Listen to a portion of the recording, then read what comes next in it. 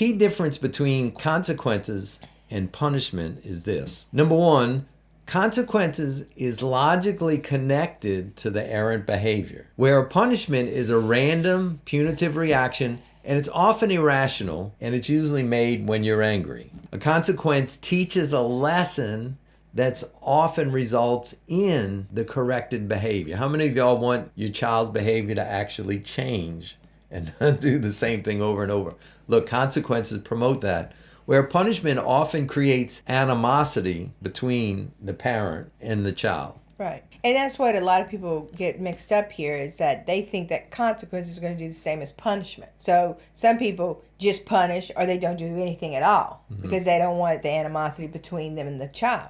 But consequences is very different. I'm not saying they're going to be happy about it. They're going to be smiling. But they need to know that you can hold the line. Yeah. Consequences are connected to clear and firm rules, where punishments is often random, inconsistent, and connected to the mood of the parent. Right. Look, if I'm feeling good today, you only lose your phone for an hour, but if I'm upset, it's 3 days, right? So it's just kind of a random thing. With consequences, number 4, the rule becomes the bad guy. The rule does. And the parent can actually have empathy for the child because the consequence is kicking in. Right. Where with punishment, the parent is the bad guy. Right. Because it causes anxiety for the child because they never know what you're going to do when they do something wrong. And they're going to do stuff wrong. You're not going to have no perfect kid. I mean, they're human beings. They're going to mess up. They're going to make mistakes. They're going to do things wrong. So if punishment's the gig, then it causes anxiety because they know I'm not perfect. I'm going to make a mistake, and then I have no idea what's coming at me. Yeah, so if you're constantly giving punishments and they're just random, it often creates a lot of emotional chaos, right? Yeah. Not only for yourself, but for the child. Right. Where when you have clear consequences, it provides emotional stability. They may not abide by it all the time, but there's a certain safety in knowing what's coming, right? Right. If I don't clean dishes, I know I have to clean for the week. Right. All right, well, I don't know if I'm going to have the car taken away for a month, or if it's going to be, I can never talk to my friend again, or, I'm just being extreme, but that creates a lot of emotional instability. Yes. Number 5, consequences promote maturity, healthy independence, and responsibility, where a punishment promotes fear, animosity, and emotional unpredictability. Talk about why consequences create safety for children. Well, it's just like for all of us, you get to have a decision in it. If I'm going to take the risk in speed, I'm making a decision that if I do that, I'm taking the risk that I could get caught and I'll have to pay some money. So I'm just going to have to take the hit with it. So if I'm going to not do the dishes today and knowing that I'm going to have to do them all week, but I'm not going to be as mad at you because I already know I made that decision. So it starts to be where they making decisions about what's important to them and what isn't important to them. Yeah. I always say, like, if you tell your kid, clean your room, I've had enough. You were supposed to clean your room. So you need to clean your room, and you're not going to the party if your room is not completely clean by Thursday. By Thursday night at 7 p.m., if your room is not exactly like the way you know it's supposed to be, then you're not going to the party Friday night. And let's say you did this on Tuesday. If your kid does not clean that room by Thursday at 7 p.m., what that child has just told you that they really don't want to go to the party. But they have to make it about you. They have to say, my mom's such a that she won't let me come to the party because I didn't clean my room. Yeah, that's good. But really what they're telling you as a child to the parent is that, Mom, there's really going to be some unhealthy stuff at that party that I really don't want to go to, so that's why I didn't clean my room. Oh, that's good. So you need to learn to read the signs. Yeah. And you also need to make sure that they don't go to the party. Yeah, and so when you set your rules, you need to follow through on them. Yeah, because there's reasons. Look, there's always reasons, and it's real important to be consistent. It creates emotional stability for your children when you do follow through on the rules. Right. And that's what we all want, right? mature, emotionally stable children. Right. And they're going to pretend like they're really upset that, oh, I can't believe you're not letting me go to that party.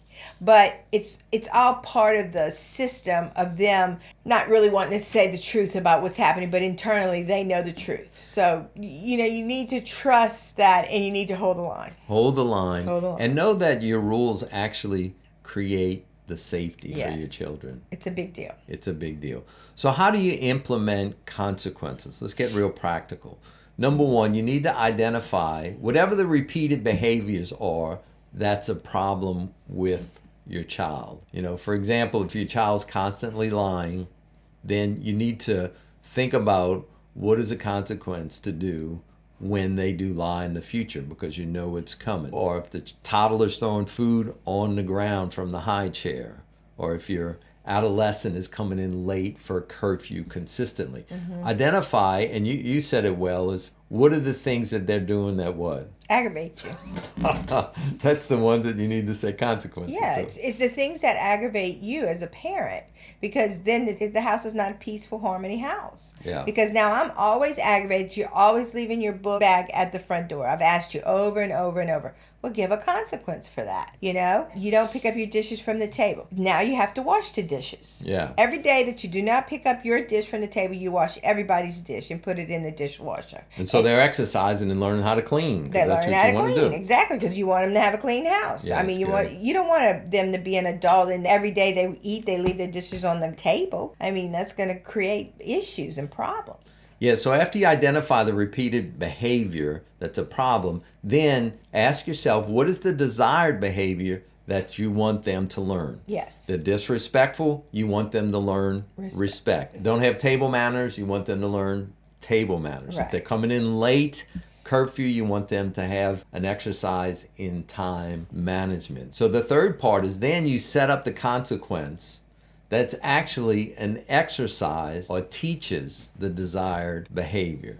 Right. So give the example of the adolescent coming in late for curfew. So let's just say you have little kids and teenagers. So you need to get to bed on early because you got to get up at 6 in the morning to feed the little ones, right?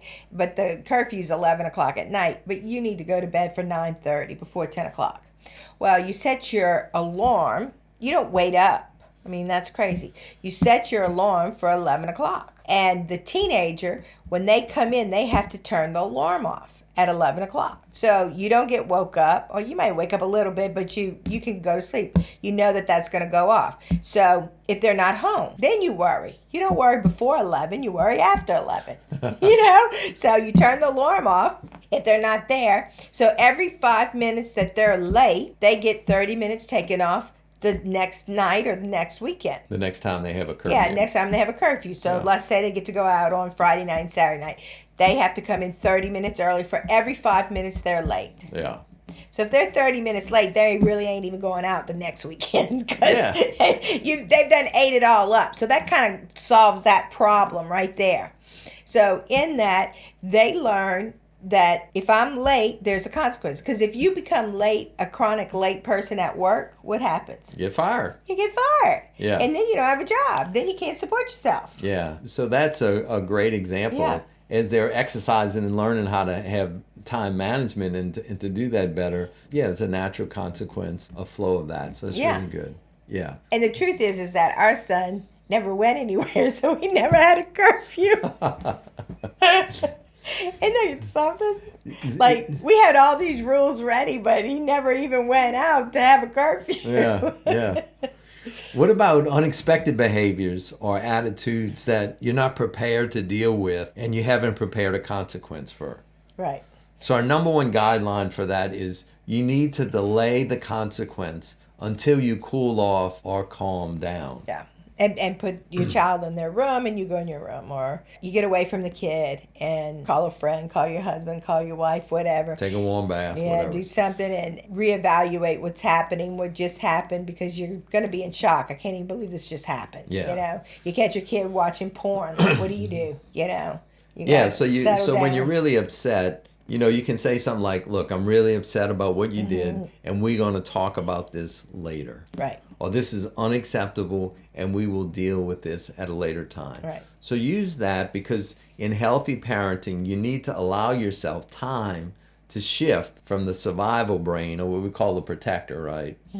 To the true self, to the best version of who you are.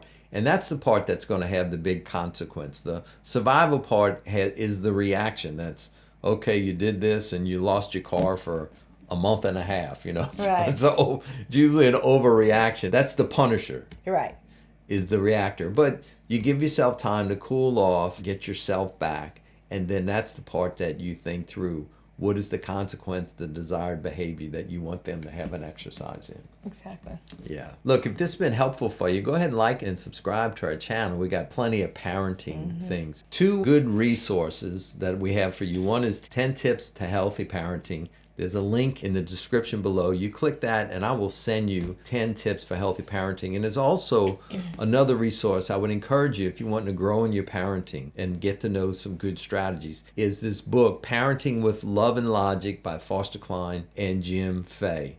Excellent book, highly recommended. I also have a link in the description that you can get that today. Also, we did a video called Parenting the Strong-Willed Child and Setting Limits. Any of y'all have strong-willed children? Well, if you do and you really want some help in learning to set limits and to thrive in parenting that child, we can help you with this. Go ahead and click on that video right now and we will. See you in the next video.